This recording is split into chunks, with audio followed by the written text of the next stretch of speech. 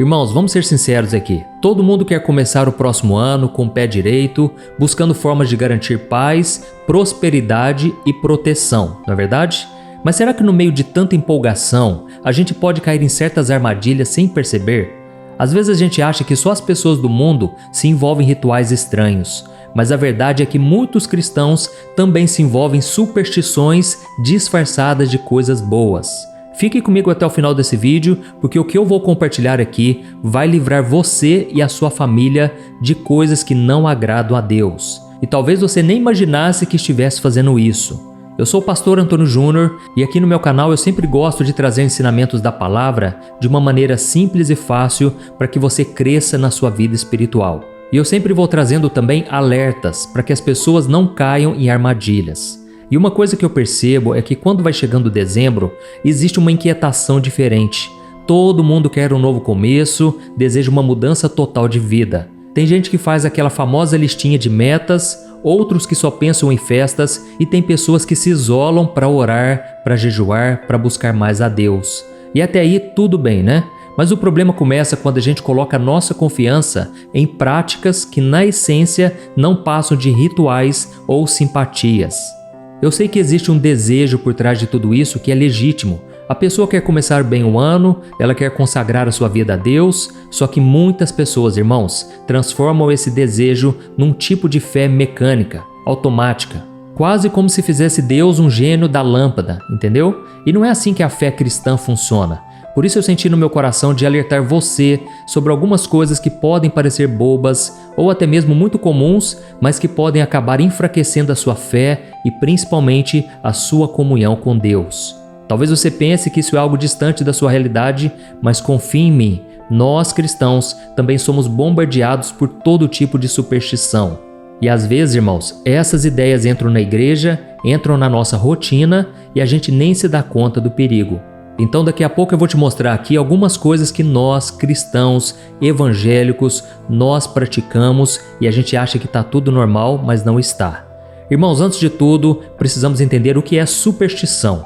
Geralmente nós chamamos de superstição tudo aquilo que a pessoa acredita como um tipo de poder mágico ou sorte vindo de um objeto ou de alguma coisa que a gente faz, ou seja, de um ritual. A superstição cria uma dependência de gestos, cores, números ou qualquer coisa que a pessoa ache que vão ter resultados melhores. Irmãos, na Bíblia nós encontramos várias advertências sobre isso.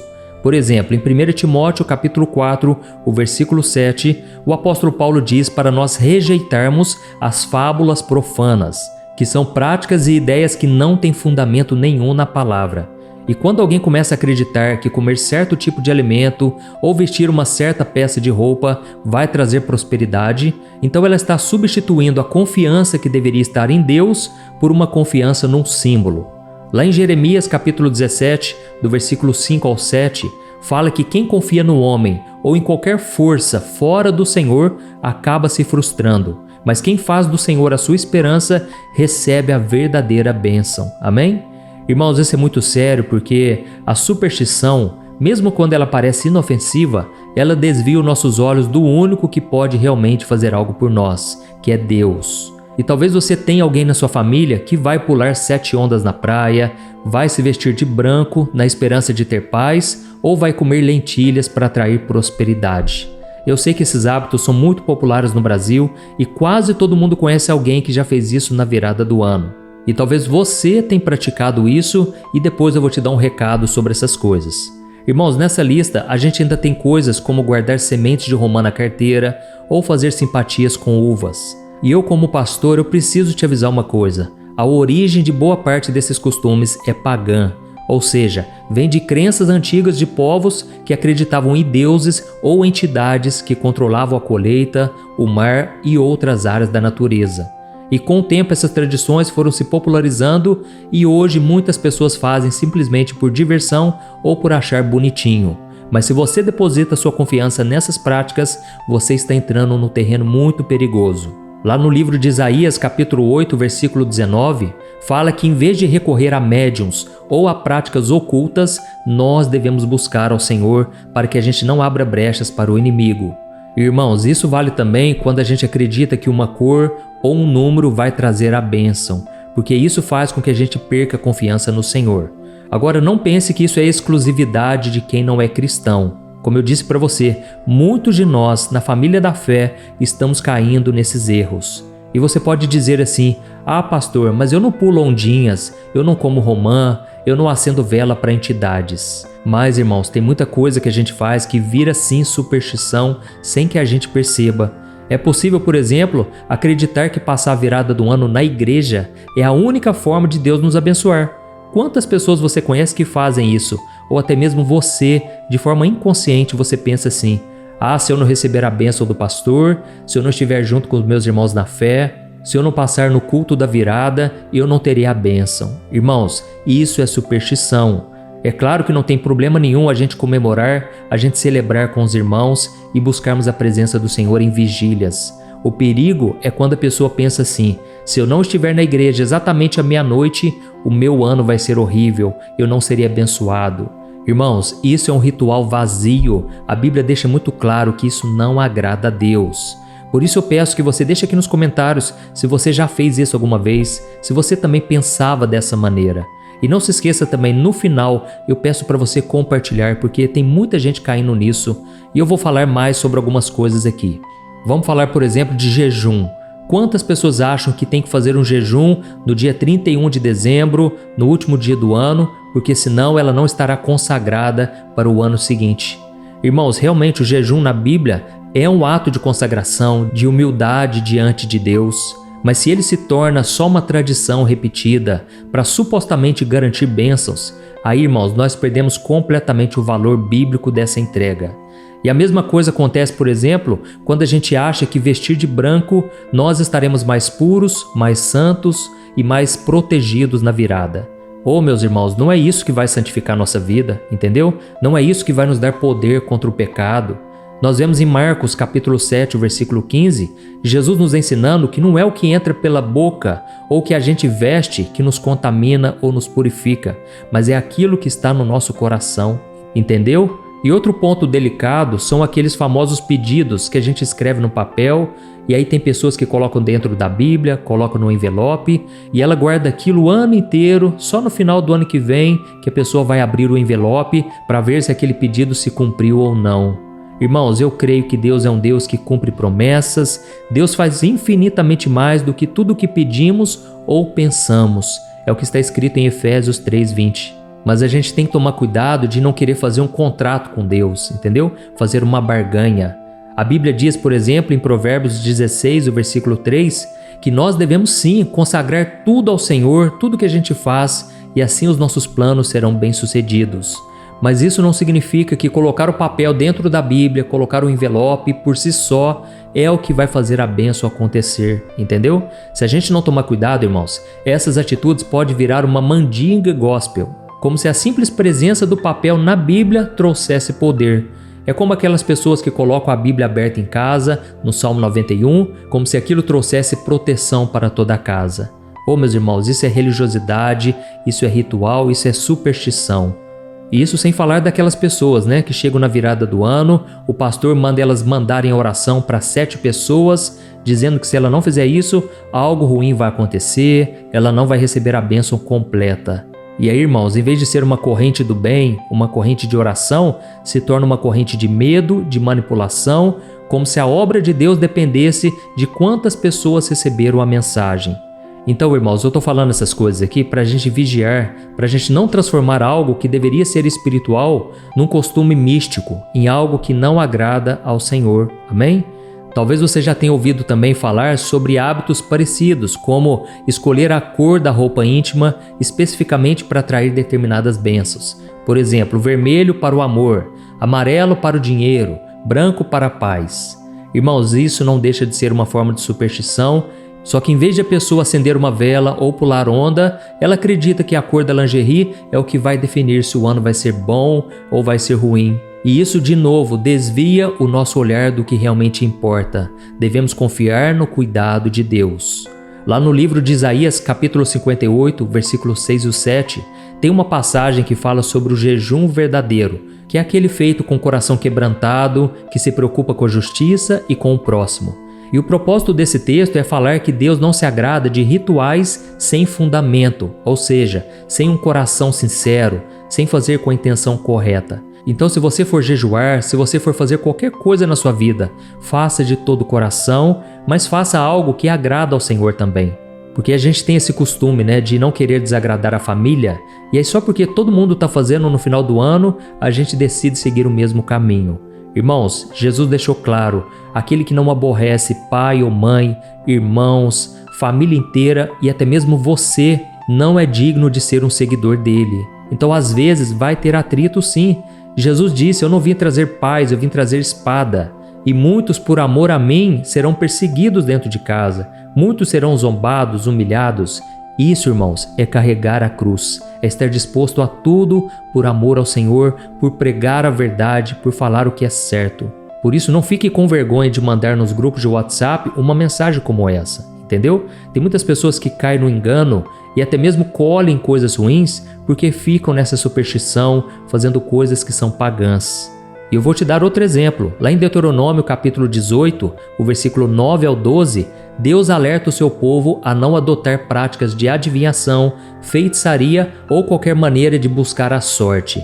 É claro, irmãos, que no texto original, Deus está se referindo a costumes pagãos das nações vizinhas, mas o princípio continua o mesmo.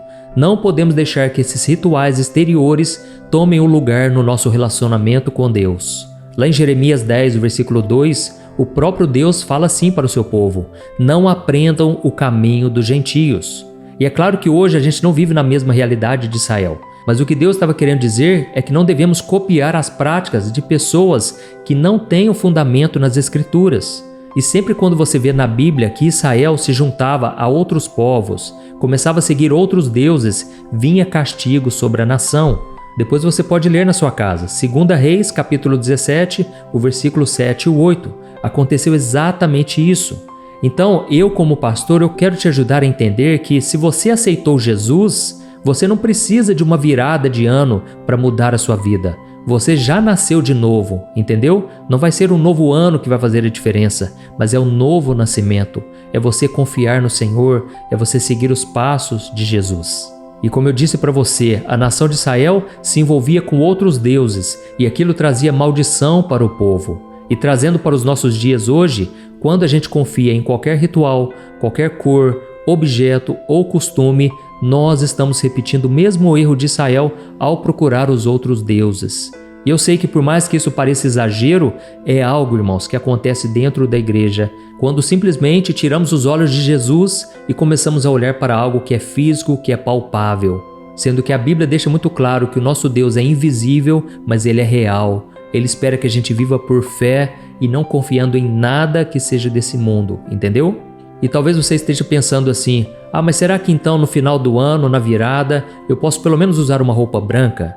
Irmãos, isso não tem nada de errado, como eu disse para você, o errado é tornar isso um ritual, é você acreditar que o branco vai te trazer pureza, entendeu? Eu mesmo já usei roupa branca na virada do ano, mas eu sei que no meu coração, Deus é quem me santifica, é a palavra dele que me santifica, certo? E talvez você esteja pensando assim, mas eu queria passar o culto da virada, eu queria passar com os irmãos da igreja. Irmãos, novamente eu digo, não é errado, pelo contrário, é uma bênção. Mas o problema é quando você coloca a esperança nisso, entendeu? Você já está em Cristo, você não precisa de um lugar físico. E da mesma forma é muito importante que você peça o discernimento a Deus, porque tem muitas pessoas que deixam a família de lado, deixam os parentes que não buscam a Deus, deixam os primos, os tios, sendo que talvez aquilo seria uma grande oportunidade de você testemunhar a Deus, você orar junto com as pessoas, você chamar as pessoas a confiar no Senhor, a consagrar o próximo ano a Deus, entendeu? E da mesma forma, se você gosta de escrever metas e sonhos para o ano seguinte, faça com a consciência de que Deus é quem conduz os seus passos. Não tem nada de errado em criar um planejamento, pedir direção ao Senhor ou até aguardar aquele papel como uma lembrança. Mas não coloque a sua fé no objeto, e sim no Deus que realiza o impossível. E outro detalhe, mandar oração para 7 pessoas porque o pastor mandou. Faça de todo o coração, mas entenda, não é o fato de você não compartilhar com 7 pessoas que vai atrair maldição, que vai fazer com que você não receba a bênção completa. E eu poderia falar aqui de várias outras coisas, detalhar cada ritual que a gente pratica sem saber, mas irmãos, para terminar eu quero deixar só uma palavra de encorajamento e de conforto. Talvez você tenha se reconhecido em alguma dessas situações e agora você está com medo, está preocupado ou se sentindo culpado, mas não é isso que Deus quer para você. Deus deseja que você viva a liberdade que há em Jesus, sem estar amarrado a tradições vazias. Lembre-se de que nós somos templo do Espírito Santo e Ele nos guia em toda a verdade. Então não é um ritual que faz o seu ano ser abençoado, é a sua fé colocada em Deus. E quando a gente entende que a graça do Senhor é suficiente, aí tudo muda, irmãos. Então agora eu quero convidar você a orar junto comigo. Se você puder, feche os seus olhos e abra o seu coração para aquilo que Deus quer fazer na sua vida. Eu desejo do fundo do meu coração que esse seja o melhor ano da sua história. Eu desejo que todos os planos, os sonhos que Deus tem para você, que eles se cumpram. Mas, acima de tudo, creia que independente se a vida vai bem, se a vida tem dificuldades, Deus continua sendo Deus. Então, eu vou fazer uma oração aqui agora e no final eu peço para você compartilhar com o maior número de pessoas. Não porque eu estou pedindo, mas porque você pode ser abençoado com essa atitude. A Bíblia diz que é melhor dar do que receber. E a Bíblia diz também que quando você alerta o seu irmão contra um pecado, você pode livrar esse irmão das armadilhas do diabo e da condenação eterna. Então, feche os seus olhos e vamos orar. Senhor meu Deus e meu Pai, eu quero te agradecer por esta oportunidade maravilhosa. Oh meu Deus, eu te agradeço por essa palavra e nesse momento eu coloco a minha vida e a vida deste irmão e desta irmã diante do teu altar. Pai, eu quero te agradecer por toda a tua bondade e por cada oportunidade que o Senhor nos deu durante esse ano que se encerra. Pai, eu reconheço que às vezes nós tentamos buscar soluções rápidas ou confiamos em costumes que não vêm de ti, achando que assim nós poderemos garantir o nosso futuro, mas nós sabemos que só o Senhor é capaz de nos dar direção, proteção e a verdadeira paz. Por isso, meu Deus, eu venho te pedir, derrama a tua presença sobre nós agora, Senhor. Tu conheces cada coração, cada necessidade, cada desejo que foi colocado diante de ti. Ajuda-nos, Senhor, a discernir aquilo que é apenas tradição vazia, daquilo que realmente honra e glorifica o teu nome. Senhor, se nós temos agido por medo, insegurança ou superstição, eu peço que o teu Espírito Santo nos traga luz e entendimento. Oh, meu Deus, que nessa virada do ano nós podemos deixar para trás toda ansiedade, culpa, temor e práticas que não edificam. Que em vez de depender de rituais e simpatias, nós possamos depositar plenamente a nossa fé em Ti. Sustenta, Senhor, aquele que se encontra cansado, triste ou desanimado. Fortalece aquele que precisa de coragem para dar um passo de fé e se libertar de tudo aquilo que afasta de Ti. Oh, meu Deus, guarda a nossa família, os nossos lares, nossos relacionamentos e os nossos projetos. Renova, Senhor, a nossa esperança, lembrando-nos que as Tuas promessas não falham, que a cada dia do novo ano seja vivido na Tua presença, sob a Tua graça e direção. Oh, meu Pai, eu te agradeço porque eu sei que o Senhor está conosco e que nenhuma força contrária pode nos separar do Teu amor. Eu oro em nome de Jesus, confiando que a Tua mão está estendida sobre nós. Obrigado, Senhor, por mais um ciclo que se inicia e fica conosco, ó Deus, não somente hoje, mas para todo sempre. Em nome de Jesus que eu oro e te agradeço. Amém. Glória a Deus. Oh, meu amado, minha querida irmã, que você tenha um novo ano repleto da presença do Senhor, colocando toda a sua esperança nele. E se essa mensagem falou ao teu coração, deixa aqui nos comentários, compartilhe com outras pessoas e continue firme na fé. Eu sou o pastor Antônio Júnior e eu te espero no próximo vídeo. Que Deus te abençoe poderosamente.